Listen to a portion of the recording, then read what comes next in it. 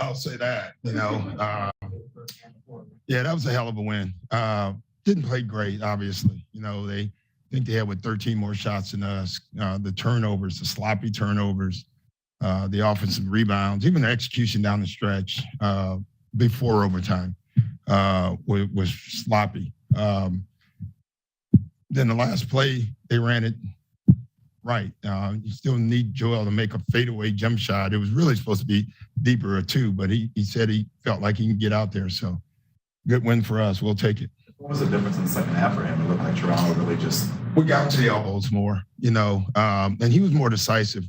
I thought we had him deep 4 or 5 times in the first half, and he was trying to get into his move. And when you get the ball in the paint, there's no more move. They just go be aggressive and big. And we talked about that at halftime. Just go be aggressive, quick decision, quick moves for him. Then if they reach, it's a foul. But if you want to try to dance in the paint, they're going to be able to reach. And I thought he made the adjustment. It seemed like James did a lot of good things for you guys. James kept it together for a long while for us with his attacks, his decision making.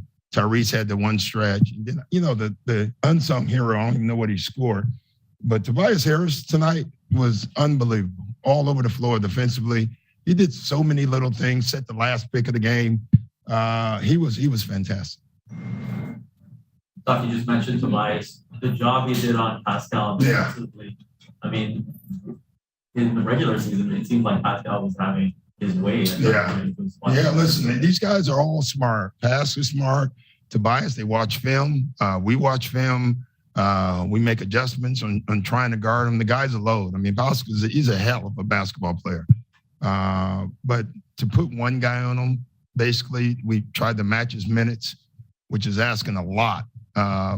And for him to have the energy at the end of the game to still guard was fantastic. You sort of touched on it, but just how would you evaluate the crunch time execution? Maybe just what did you learn about that? I just thought we had opportunities that we didn't take. There was one. It was a great growing moment for Tyrese. Joel threw him the ball, and he had a drive. And instead, he just caught it and threw it back out to Joel at the three-point line. Obviously, that's not what we want. But everything for us, again, is new, and we're learning. Tyrese is learning. We saw things, obviously, execution-wise, that we can do better for sure. What did you think the root of the turnover problem was? Is that just sloppiness on your... Yeah, but give them credit. I thought they came in, they were very aggressive, they were reaching. I didn't think we were solid with the ball. We talked about it this morning. We told them, listen, every time you turn, they're coming. They're coming. Yeah. Any slow move will allow their hands to get in. And I thought, Tobias had a couple early. James had a couple. Joel. The fact that we won this game with that many turnovers and offensive rebounds says a lot about our team.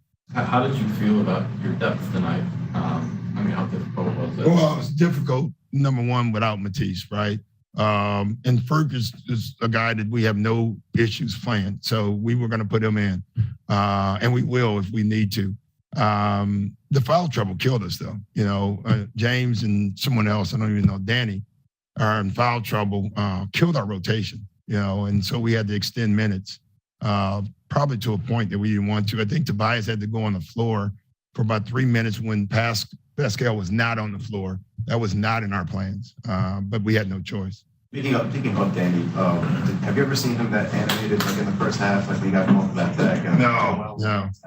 Yeah, I don't know what happened. They were saying someone hit him with an elbow. But again, like I told our guys, you got to keep your head. You just do. 1 point can be the difference in these games right now. Did you feel like after the first quarter, even headed into halftime, that you had weathered a little bit of a storm? I don't know what we did, honestly, in the first half. I just knew it was just a 10-point game. Nothing. We did nothing, in my opinion, well. Defensively, we're losing guys. We're losing threes. The execution was awful. And so, honestly, it was one of those games at halftime. I was just looking at the score. I ignored the first half. It's gone. I told our guys, can't get that back, thank gosh, and just go out and play. So when Joel goes on a run like that, like in the third quarter, like in the first quarter last game, is there anybody else in the league that can dominate a game like that? Not many. you know, I mean, especially with his size and the way he was doing it. I mean, he was doing it at the basket. He was doing it at the elbows. He was doing it at the three. You know, but I didn't get on him, but I got on him at halftime. Like, you're getting the ball in your spots. You know, I think he keeps looking for double teams instead of being aggressive. And I think that might have been a breakthrough for him.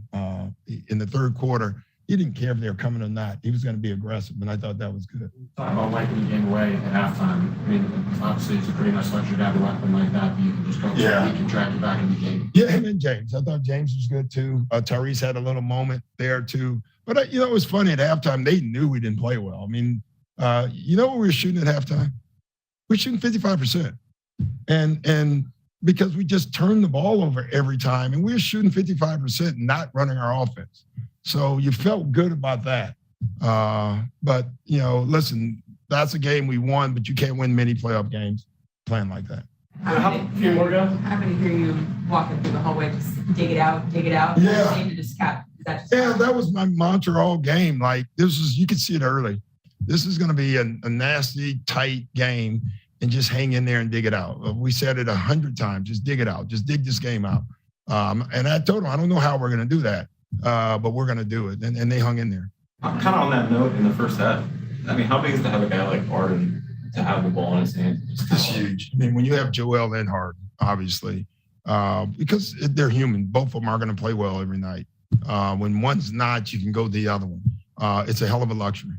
How much did the role guys do tonight to keep you guys in it, forcing overtime without ever? They were great. I tell you, we decided to go zone that one stretch, and it got us back in the game. I mean, it stopped them. It slowed them down. And I thought that was with our bench unit, you know, because they were scoring at will in our bench unit for a moment. But I thought the zone kind of slowed their pace down, and it slowed the game down for us. An impromptu thing, like, or did you go into the game thinking that was a possibility? No, we work on it every day, and it's something we've done and been pretty successful at. I thought we waited a little bit, you know. So then they got 38 in like 12 minutes. So, and sometimes you run zone to just change the tempo of the game. Sometimes it works, sometimes it doesn't. Now, and they have shot makers, so they made a couple of shots on. Jack, you said this was pretty rough and nasty. You expect that to at another level on Saturday now? Yeah, this is the playoffs. You got to expect the other team's best. You know, you really do. You got to expect them to make the putt, and then you got to win anyway. That's got to be our mindset. Thanks, guys.